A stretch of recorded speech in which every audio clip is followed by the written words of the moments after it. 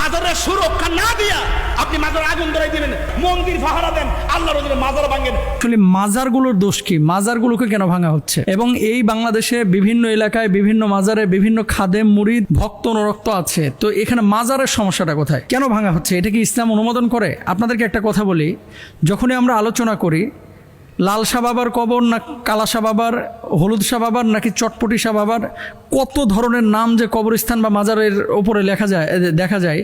অনেক কবর আছে, মাজার আছে যেখানে ইতিহাসে তাদের ব্যাপারে কোনো তথ্য পাওয়া যায় না, কিন্তু এখানে কবর বানিয়ে ফেলেছে।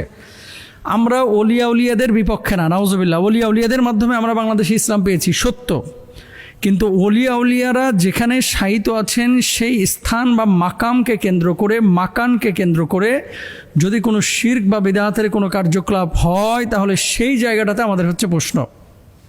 এখন আসেন যে মাজার কি ইসলামী শরিয়ায় হারাম?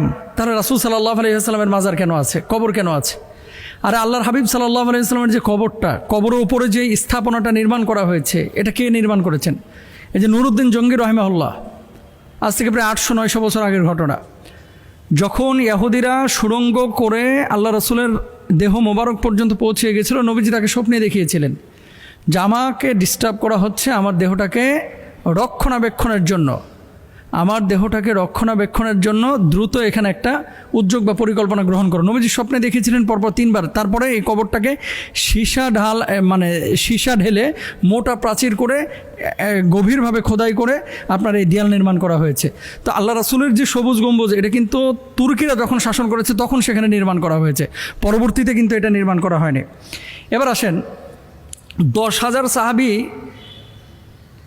যেখানে শায়িত আছে বা তারও অধিক সাহাবী, ওহুদের প্রান্তরে যেখানে শাহাদাতে ওহুদের যারা শায়িত আছেন, মাকবারা মুআল্লা আম্মাজান খাদিজাতুল কুবরা রাদিয়াল্লাহু তাআলা আনহা যেখানে শায়িত আছেন, এখানে কোনো মাজার আছে? নেই। এখন কোথায় আছে না আছে সেটা আমাদের বিষয় না, বিষয়টা হচ্ছে যে সমস্ত মাজারে শিরকি কাজ হয়, যে সমস্ত মাজারে বিদআতি কাজকর্ম হয়, সে সমস্ত মাজারের ব্যাপারে আইন শৃঙ্খলা বাহিনীকে সাথে নিয়ে আপনার অ্যাকশান নেওয়া যেতে পারে। ব্যক্তিগতভাবে আপনি যদি পুরো বাংলাদেশ থেকে এগুলো গুড়িয়ে ফেলেন, এখানে মারামারি হবে, কাটাকাটি হবে, বিশৃঙ্খলা হবে। তো আমরা যেটা বলি যে বিশৃঙ্খলা না করে সুষ্ঠুভাবে কিভাবে এটাকে গুড়িয়ে দেওয়া যায়। তবে রাসূল সাল্লাল্লাহু আলাইহি ওয়াসাল্লাম মাজারের পক্ষে ছিলেন না, বিপক্ষে ছিলেন। এটা হচ্ছে চূড়ান্ত সত্য কথা। ওলিয়া উলিয়াদের পক্ষে আপনিও আছেন, আমরাও আছি। মাজারের বিপক্ষে যেখানে শিরিক হয়, বেদাত হয়, গাজার পোটলা নিয়ে বসে বসে খালি গাজা টানের, ছেলে মেয়েরা নাচানাচি করে, উল্টাপাল্টা কাজকাম করে, সেই মাজারের বিপক্ষে হক্কানি উলামা ইকরাম কথা বলে, আমরাও কথা বলি। এবার আসেন, এটাকে করতে গিয়ে এটাকে কেন্দ্র করে অনেক মানুষ আমরা দেখতে পাচ্ছি, এখন তো ফকিররাও আন্দোলন করতেছে। ফকিররাও এদেশের অংশ। ফকিররাও, অনেকের ভিতরে ঈমান আছে, অনেকের ভিতরে শিরকের গন্ধ আছে, অনেকে শিরকের সাথে সম্পৃক্ত আছে। তো তাদেরকে আসলে দাওয়াতি কাজ করা উচিত, বোঝানো উচিত। কিন্তু এখন যেটা হচ্ছে যে মাজারকে কেন্দ্র করে কিছু কিছু জায়গায় মনে চাচ্ছে আমি যে ঘুরায় ফেলতেছি। তো এই জায়গাগুলো আলেমদের সাথে পরামর্শ করে আপনারা উদ্যোগ গ্রহণ করবেন। আল্লাহর হাবিব সাল্লাল্লাহু আলাইহি ওয়াসাল্লাম এই ধরনের স্ট্রাকচার কবরের ওপরে দিতে নিষেধ করেছেন, কিন্তু যারা দিয়েছেন তাদেরকে আপনি প্রথমেই যদি আক্রমণাত্মক বা মারমুখে আচরণ করেন তাহলে প্রতিপক্ষ করে ফেলবেন। তো তাদেরকে প্রথমে বোঝাবেন, বোঝানোর পরে দাওয়াতি কাজ করবেন, দাওয়াতি কাজ করার পরে শিরকের বিষয়গুলো তুলে ধরবেন, তারপরে বিদআতের বিষয়গুলো তুলে ধরবেন। তুলে ধরার পরে যখন তারা বুঝলো অথবা যখন তারা আপনার বিরুদ্ধে বা আপনার বিপক্ষে কোনো উদ্যোগ বা পরিকল্পনা গ্রহণ করতেছে না বা শিরকি কাজ করেই যাচ্ছে, তখন এটা আপনারা অ্যাকশনে যাইতে পারেন। কারণ ইয়ামুরুনা বিল মারুফ ওয়া ইয়ানহাউনা আনিল মুনকার, আমাদের বৈশিষ্ট্য কি, আমাদের দায়িত্ব কি? সৎ কাজের আদেশ দিব, অসৎ কাজ থেকে আমরা মানুষকে বিরত রাখবো। বিশৃঙ্খলা ফাসাদ আমরা চাই না। তবে এক্ষেত্রে যেখানে শিরকের আখড়া, সেই জায়গাটায় সাধারণ মানুষকে শিরক থেকে বাঁচানোর জন্য আলেমরা উদ্যোগ পরিকল্পনা গ্রহণ করবেন। আল্লাহর হাবিব সাল্লাল্লাহু আলাইহি ওয়াসাল্লাম আবারও বলি, এই ধরনের মাজার বা কবরে স্ট্রাকচারাল রূপ দিতে নিষেধ করেছেন।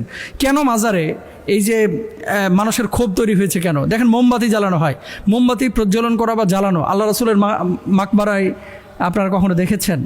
দেখেন নাই। আচ্ছা, মোমবাতি জ্বালানো প্রজ্বলন করা এই ট্রেন্ডটা এসেছে মূলত হিন্দুয়ানা কালচার থেকে, এটা মুসলমানদের কোনো কালচার না। 2 নম্বর হচ্ছে অনেক মাজারের আশপাশে গাঁজা খাওয়া হয় এবং গাঁজা সেবন করা হয়। আপনারা বাংলাদেশে বিভিন্ন মাজারে দেখবেন এই গাঁজা খাওয়া, নেশা করা, এটা ইসলামের কোথায় আছে? 3 নম্বর দেখবেন এরা পবিত্রতার ব্যাপারে যথেষ্ট যত্নবান না। 4 নম্বরে দেখবেন যে এরা অনেক সময় নারী পুরুষ একসাথে নাচানাচি করে। 5 নম্বর দেখবেন এরা অনেক সময় কবরটাকে তওয়াফের মতো কবরকে কেন্দ্র করে ঘোরাঘুরি করে। 6 নম্বর আপনারা দেখবেন যে এরা ঠিকমতো পবিত্রতা অর্জন করে না। চুলে জট নিয়ে, কোন সাহাবীর চুলে জট ছিল আপনি দেখেন তো ইতিহাস থেকে, একজন সাহাবী দেখেন যার চুলে জট ছিল। আল্লাহর হাবিব সাল্লাল্লাহু আলাইহি ওয়াসাল্লাম অন্যান্য সাহাবীরা, আরে এই যে আনাস বিন মালিক রাদিয়াল্লাহু তাআলা আনহু, জাফর বিন আবি তালেব, তারপরে জুবাইর রাদিয়াল্লাহু তাআলা আনহু, আবু বকর রাদিয়াল্লাহু তাআলা আনহু, এত সাহাবী দুনিয়ার বুকে আছে, কয়জন সাহাবীর কবরকে কেন্দ্র করে এরকম উল্টাপাল্টা কাজকর্ম হয়? একজনও না। তাহলে এই সমস্ত জিনিসগুলোর কারণে আসলে মাজারগুলো অনেকে ভেঙে ফেলছেন।